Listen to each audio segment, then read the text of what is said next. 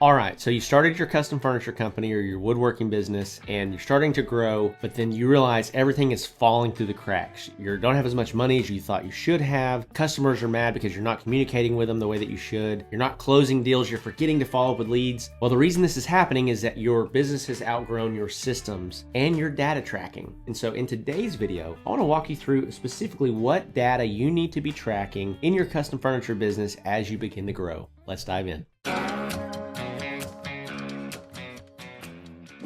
All right, as always, welcome back to the channel. Welcome back to the podcast. I'm your host, Zach Vaught. I'm super glad that you're here, and I want to help you get some baseline metrics in place, start tracking some data inside of your business that's really going to give you a good indication of where you're standing. What's broken, what's working, and also keep you from running off the rails, right? One of the things that happens as businesses start to grow is that they just don't track their numbers, they don't track their metrics the way that they should, and they find themselves in a pickle. And my friend, you don't want to be in a pickle. So let's help you to not do that. So in this video, I want to walk you through what data you need to be tracking inside of your custom furniture company. I've got 7 things for you today. There's probably more, just to be candid, but these are the 7 that are really going to help you in that first, $10,000 to $20,000 per month range, or even beforehand, to monitor the health and well-being of your business. And so the first thing that I want to encourage you with, before we actually get into these, is that this is not something that is going to take you hours. This is a pretty common misconception that I find among business owners, especially younger business owners or those that are kind of getting started, is that they think that in order to have really clear numbers and metrics, it's going to take them 5 hours a week to get it. But it's really not true. It's, with 10 to 15 minutes of looking over your numbers and looking over what happened that week or that month, you can have a good idea where you stand. And so just to break maybe a limiting belief that you might have is that this is a super complex topic. Data is a scary word. But the reality is that when you start tracking things, that's when you actually become a real business. If you're just willy-nilly flying by the seat of your pants, you're a hobbyist, a glorified hobbyist that makes a little bit of dough here and there. When you start treating your business like a business is when you start tracking data and planning for the future. And this is going to allow you to do that. So without further ado, the first thing that you should be tracking, and that is your weekly lead flow.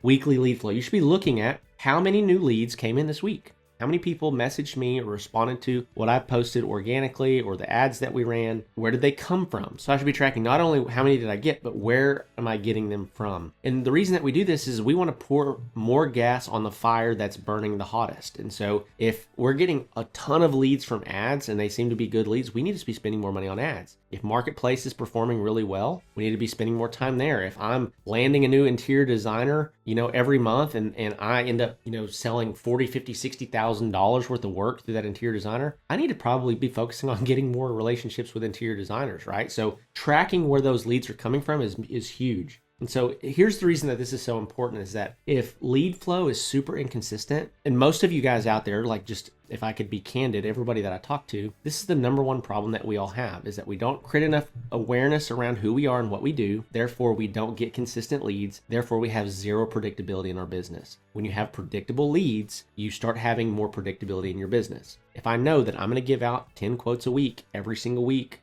this month, I'm going to give out 40, I'm going to close around 10% of those. I'm going to close 4 deals. My average order value is around $3,000 or $4,000. I'm going to end up with somewhere between $12,000 to $16,000 for the month, right? It gives me predictability inside of my business. If leads drop or slow down, everything breaks inside of the business. This is your early warning system. So tracking your leads is super important. And if you're watching this right now and you would say, Zach, I get 3 leads a month, or I get 2 or 3 referrals a month, or whatever, let me just tell you, you're not going to be able to build a predictable business on that.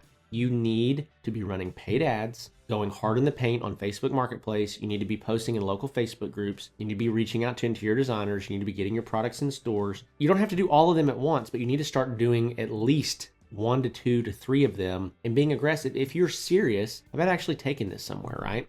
And so you need to be monitoring your weekly leads, okay? And again, this is just a spreadsheet, by the way. You have one spreadsheet, like a Google Sheet or, Microsoft Excel or whatever it might be. And every week we're just tracking this. Number 2, the second thing that you need to be tracking is how many quotes you give out. How many quotes did I give out this week?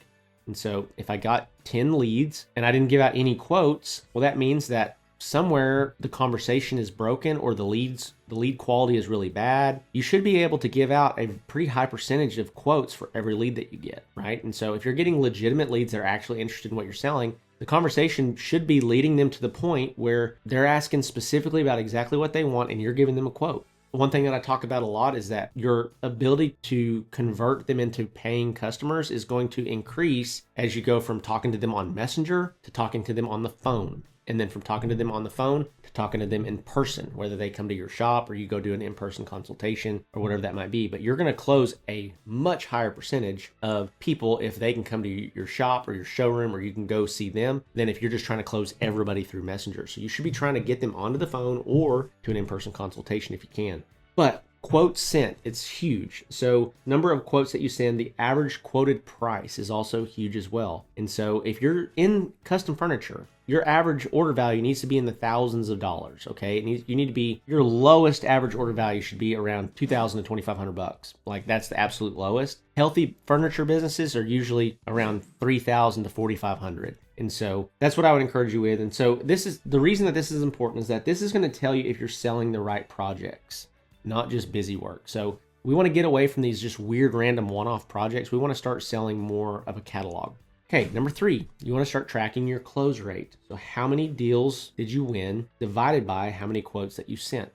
So if you give out 10 quotes and you close 1 deal, what's your close rate? It's 10%. Close 2 deals, it's 20%, right? And so a healthy range of closed deals is usually about 15 to 25%. And I know you might say like, man, Zach, that's super low. Well, here's why you believe that, because right now you have no volume. You don't have hardly any leads coming in. You get 3 referrals a month or 2 referrals a month, but they're referrals. They're warm leads. They come to you. They're already basically ready to buy, and you close them and you think that you're a stud salesman because you close everybody that you talk to. Oh, I'm a good salesman. Well, that's wildly different when you start actually pushing on your business and you start pushing your product to cold traffic that doesn't know, like, or trust you. And realistic closing scenarios is that 15 to 25% mark of every quote that you give out. And so if you give out 100 quotes and you close 25 deals, you're killing it, my friend. But if you're closing less than that, you may be priced too high or you may be targeting the wrong people. If you're closing way more than that, let's say 50%, 60%, you're priced too low. You want to get to where you're closing, like I said, that 15 to 25, maybe 30% mark. And that tells me that I'm priced about right. I'm not closing everybody that I'm talking to, but I'm closing the people that really value quality or willing to pay more money and trust me as a brand, right? But that's number 3 is your close rate. Number 4 is your average order value.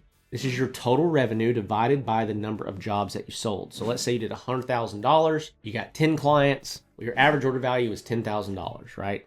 Growth comes faster by increasing your average order value than by doing more projects. And so this is the one thing that I just would encourage you guys with. My business growth journey inside of my custom furniture company, really, we took on about the same amount of customers or clients every year. We ended up with around like 225 to 260 customers per year from 2022 through 2024. But my average order value increased over time. So at first I was at like a $3,000 average order value. Then it was like $3,600. Then it became like $4,200 by the time we got to the end of 2023, right? And so average order value should be increasing over time. And we do this by upselling, downselling, cross-selling into other similar or like products. We do this by increasing our pricing across the board. We do this by improving our brand. That's going to be huge, okay?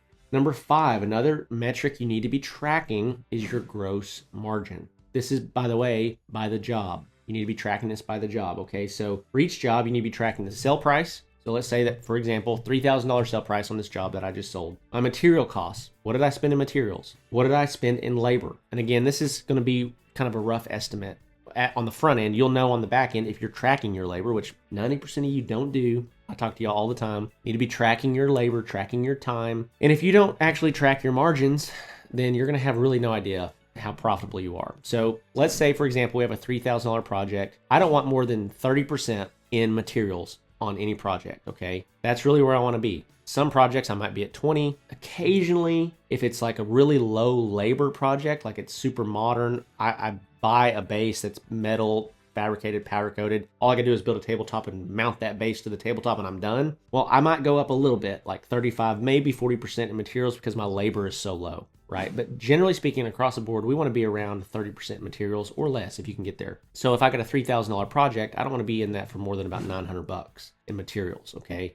From there, with labor, I really don't want to be in it any more than about 20%. in labor. I want my gross margin to be 50%, not factoring in overhead, marketing, or anything like this. This is just really talking about like costs of goods sold. And so how much should I spend in materials? How much should I spend in labor? I don't want that to be any more than 50% of what I'm selling it for. So I don't want to be in that product for any more than $1,500 by the time it's all said and done. Number 6, and man, this one's big, is cash in the bank. You need to be tracking and planning for cash. How much cash do I have? How much am I going to be collecting in the next 5 to 7 days? And what am I going to have leaving? What bills do I have to pay? What vendors do I have to pay? What do I have going out as far as costs are concerned? And so you need to be looking at your current cash balance on a daily basis. This is one of the main things that I did as I kind of scaled my business and stepped out of the day-to-day operations. My primary job was really just marketing campaigns and monitoring cash flow. And so you need to be looking at your current cash in the bank, and then you need to be looking at what are my projections for the next 7 days, 2 weeks, month, what does that look like? And if you, by the way, don't have any predictability with leads, quotes given, all this sort of thing, you're not going to have any idea what that's actually going to look like. Profit on paper doesn't matter if cash is always tight. Okay, and that's what a lot of guys that start scaling and growing their custom furniture companies end up finding, is that they're like, man, on paper, I should be profitable. On paper, we made money. For whatever reason, I don't ever have any money in the bank. And the reason that is because you're leaking, and you're also too slow collecting second half payments because you're not getting stuff out the door. And so cash in the bank is a monster indicator of the health and well-being of your business, okay? And then the last one here that I'm gonna leave you guys with is your backlog and your pipeline. So what is your backlog? Like, what is the definition of this? These are jobs that are booked but not started. These are jobs in progress and jobs that you are delivering, right?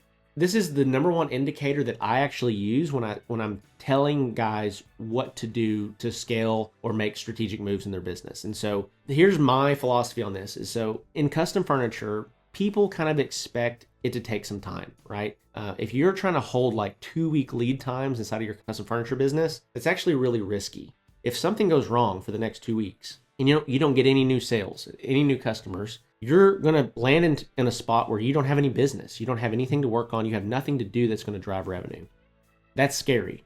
I really love holding somewhere between like an 8 to 12 week lead time inside of custom furniture companies. This is kind of what I recommend for all of our clients inside of the Woodworking Business Accelerator program. And the reason being is that it gives you a runway of cash, right? So even if you didn't really sell a lot over the next 2 months, let's say you have 8-week lead times, you didn't really sell a lot over the next 2 months, you've got 8 weeks worth of work that you're going to work on and get out the door and collect cash on that may not make you profitable, but it's going to keep your business afloat, right? The number one way that I help guys scale their business is that we look at their lead times, and what we want to do is we want to start selling faster than we're producing, than we're able to produce, okay? We always grow with sales first, and so we want to start selling and marketing hard. So let's say that I got a client that steps into the program, they're at an 8-week lead time. Well, what I want to try to do is I want to try to get them to a 12 to 14 week lead time.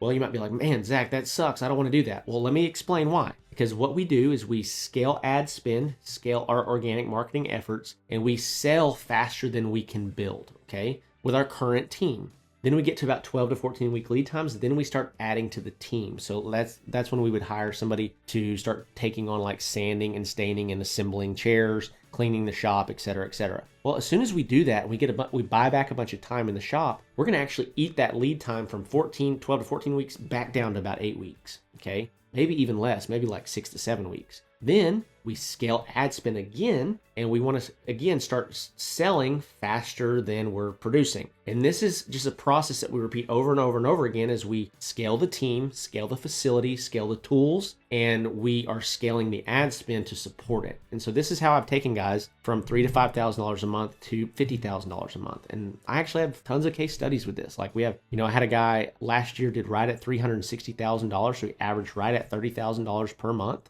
He started with me doing around $5,000 a month. Got a couple guys that broke $90,000 a couple different months. I had a guy that broke $100,000 last year, 1 month. They're averaging around $500,000 for the year. And so these guys are making big strides, making big moves. And so the reason that we were able to do that is we just had a predictable plan of scale and growth. And so But your backlog is super important and you need to be tracking it. So one of the main question that I ask guys to really get a good idea of their backlog is, if I were to place an order with you today, what would you tell me? What would you say is going to be my wait time? Is it going to be 6 weeks, 8 weeks, 10 weeks, 12 weeks, 14 weeks, 20 weeks? What does that look like, right? And the other thing I'll just say is, if you're growing and selling rapidly and your backlog is 20 weeks, you have got to start producing faster and get caught up. Otherwise, that's really going to start affecting your sales, because people don't want to wait for, half a year. They're okay with waiting for 2 to 3 months, but anything beyond that is they start getting pretty antsy. Okay. And again, I say all this from experience and from working with over 220 custom furniture makers around the world. So with this, as we wrap this video up, I just want to encourage you, this data is going to give you clarity. If you're trying to run a business and you're flying blind, you need clarity, my friend. And so you need to start actually monitoring your numbers, tracking your data. It's really going to help you on your business growth journey. Okay. And so as we wrap up this video today, a few things I want to offer you. I've got a completely free ebook for you, the Handmade Business Secrets ebook. Totally free to you. It's about 95 pages long. It's really my story and the business principles that kind of changed my business and changed my life. And so I want to encourage you to check that out. It's the first link in the description below. Second one is the Handmade Hero Academy program. If you're brand new to this game and you're trying to just get your bearings, I want you to check out the Handmade Hero Academy program, okay? And then the last one is that I am offering a completely free training for you guys that are really serious about scaling and growing the business. For those of you that are trying to really gauge, like, how do I become more profitable this year? Like, how do I create systems around my business? Click that third link in the description below. And like I said, it's completely free training. Along with it, you're going to get actually a free health assessment for your business. And we're going to look at, how is your marketing? How is your sales process? How is your production and your systems inside of your business? And you're going to be able to walk away from that with some clarity about your next steps. And so I want to encourage you to check that out as well. So with that being said, love and appreciate you guys, and I'll see you in the next video.